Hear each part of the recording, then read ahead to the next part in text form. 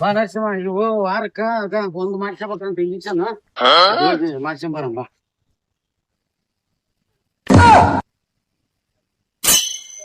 ಶ್ರವಣ ಬೇಸಿಕ ಬಿಡು ಶ್ರವಣ. ಅದು ಆಂಬುಲೆನ್ಸ್ ಅಂತ ಉಲ್ಟಾ ಬರ್ದಿರ್ತಾರ ನೋಡು. ಎದಕ್ಕ ಅದು ನನಗೆ ಒಟ್ಟು ತಿಳಿಯವಲ್ತು ಮಳೆ. ಉಲ್ಟಾ ಯಾಕೆ ಬರ್ದಿರ್ತಾರಪ್ಪ ಅಂದ್ರೆ ಮುಂದೆ ಹೋಗ ಗಾಡಿ ಕನ್ನಡಿಯಾಗ ಸೀದಾ ಕಾಣ್ತದಪ್ಪ. ಅವಾಗ ಆಂಬುಲೆನ್ಸ್ ಬಂತಂತ ದಾರಿ ಬಿಡ್ತಾರಪ್ಪ. ಅಷ್ಟು ಗೊತ್ತಿಲ್ಲ ದಡ್ಡ ಚಿದಾನಂದ. ಇನ್ನ ಒಂದು ಮದ ಕೇಳಪ್ಪ ಇಲ್ಲಿ.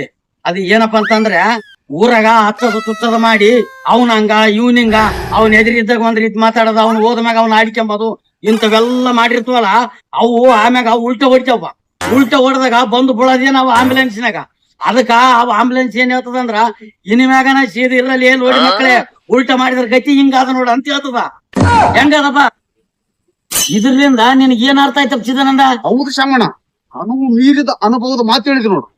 ಇದರಿಂದ ಜೀವನದಾಗ ಸೀದಾ ಇರ್ಬೇಕಂತ ಅರ್ಥ ಆಯ್ತು ನೋಡವನು.